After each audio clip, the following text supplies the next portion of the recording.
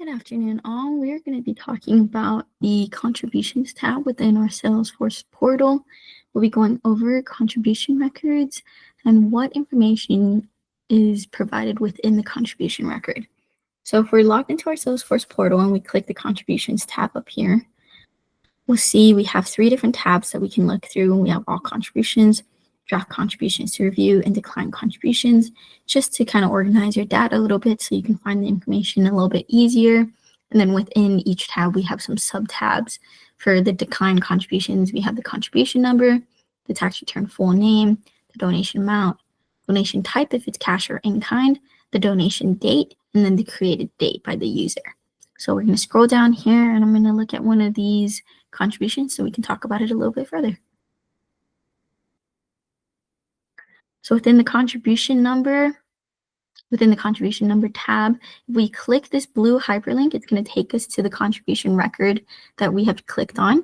And within the contribution record, we'll see the contribution number, the status of the contribution, if it is approved or declined, and then the record of decision. So this contribution was declined, so it is in canceled status. And so our record of decision says that it had the incorrect donation amount, and that's why we have to decline this record. It'll tell you your nonprofit name and the project that this contribution has went towards. And then it'll tell you the category, if it's operational services or capital campaign. If this contribution was made through an intermediary organization, it would be listed right here. And then it'll also tell us our donation date, the donation type, if it's cash or in-kind, the donation amount. And if it was qualified for a tax credit, that number would display right here as well. The contributor type, if it's an individual household or business entity, and then is late, it will let you know if this contribution was submitted through the late form, if it is checked. But if it is not, then this was not submitted through the late form.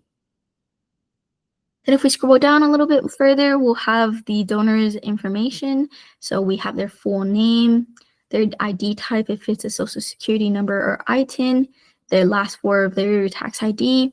If they have an email address or phone number on file, that would also be here. And then their mailing address would also be displayed here. If this contribution goes towards a prime project, this checkbox would be checked. It is not, so it is not going towards our prime project. And then I'll also tell you the first and last name field of the donor's information. Now we can see right here that it is different, the first and last field versus the tax return full name. So you'll want to reach out to the donor and just verify that all this information is correct. The first and last name fields are what the donor is going to be inputting into the system for them to retrieve their tax credit certificate. So we want to make sure that that looks correct, as well as the tax return full name is what the DOR is going to be looking at to see to double check that the donor has the correct information and did truly receive this tax credit. So you want to just double check all that information. And then within that was our details tab, and we do have a related tab. So if you click here, you can also see a little bit more information. This is going to be the files that they have submitted. If the contribution is over $5,000, then you would have to upload some additional documentation, and that would be displayed here. But yeah, that's about it. That's the contribution record and some information that you'll find on it.